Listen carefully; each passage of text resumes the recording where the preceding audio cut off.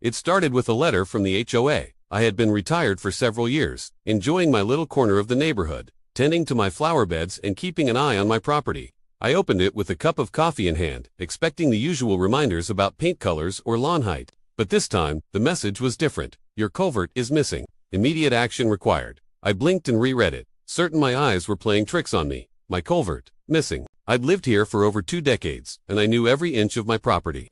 There was no way a culvert had simply vanished. Curiosity and disbelief collided.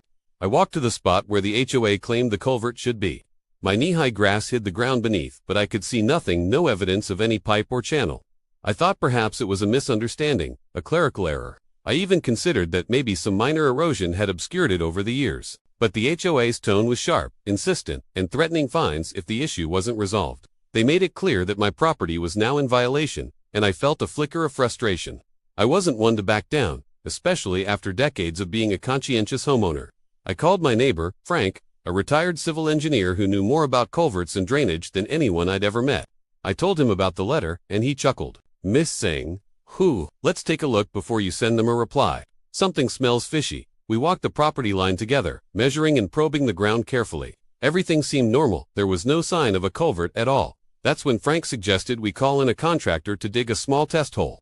Sometimes these things get buried accidentally.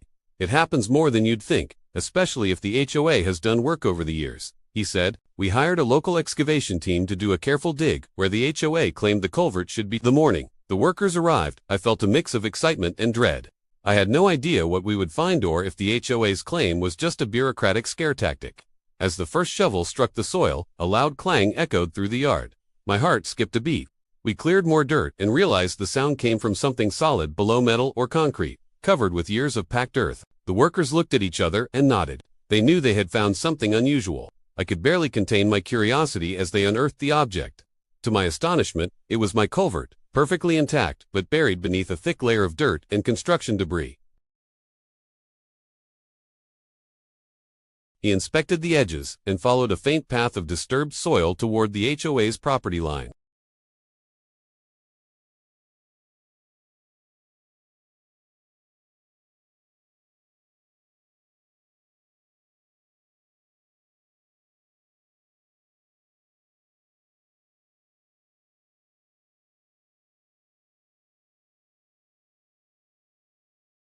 But now, I had proof-solid evidence that my property had been tampered with, and that the HOA's complaint was nothing more than a manipulation tactic. I felt anger, yes, but also a fierce determination. I wasn't going to let them get away with it.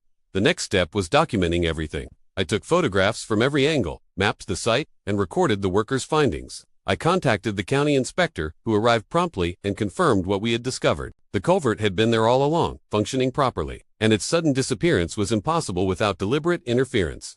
The inspector was astounded that the HOA would go to such lengths to shift blame onto a homeowner. "You're lucky you didn't just dig it up yourself and get blamed for something you didn't do," he said, shaking his head. I sent a detailed report back to the HOA, including all photographs, measurements, and the inspector's confirmation. Their response was evasive, full of vague statements and attempts to downplay the situation. They insisted it must have been an oversight on their part. But I knew better. Frank suggested we escalate. I contacted a local attorney specializing in property law and HOA disputes. He reviewed the evidence and confirmed that the HOA's actions were not only improper but legally actionable. They buried it to create a pretext for fines, he said. You have every right to demand remediation and compensation. Armed with legal advice, I scheduled a formal meeting with the HOA board. I walked in, calm but resolute, presenting the full evidence, photographs, the inspector's notes, and the excavation report.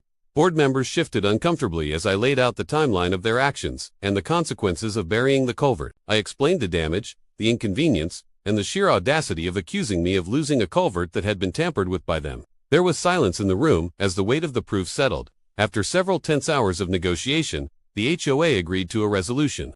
They would restore my property to its proper state, cover all excavation costs, and issue a formal apology for their actions. In addition, they had to report the incident to the county to avoid any future misunderstandings. Victory felt sweet not just for me, but for the principle of fairness and standing up to bureaucratic overreach. It was a reminder that even in retirement, and even against a powerful HOA, a homeowner with patience, evidence, and resolve could prevail. In the weeks that followed, I repaired the flower beds, carefully placing the soil back over the culvert. Daisy, my old Labrador, helped in her own way, sniffing at the freshly turned earth and wagging her tail like nothing had happened. I looked at the yard with satisfaction, knowing that justice had been served and that I had the final word. The HOA, of course, was noticeably quieter at subsequent meetings, and I received no further missing culvert letters. The story of the buried culvert became a cautionary tale among my neighbors.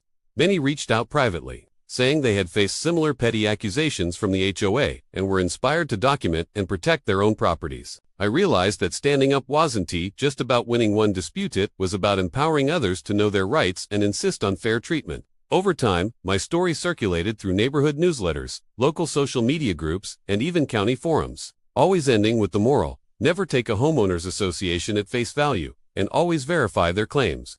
Looking back, I can still picture that first letter and the shock it caused. What began as a minor irritation turned into a decade-defining experience, reaffirming the importance of vigilance, patience, and courage. The buried culvert was more than a piece of infrastructure. It was a symbol of standing your ground, of challenging authority when it oversteps, and of knowing your rights as a homeowner.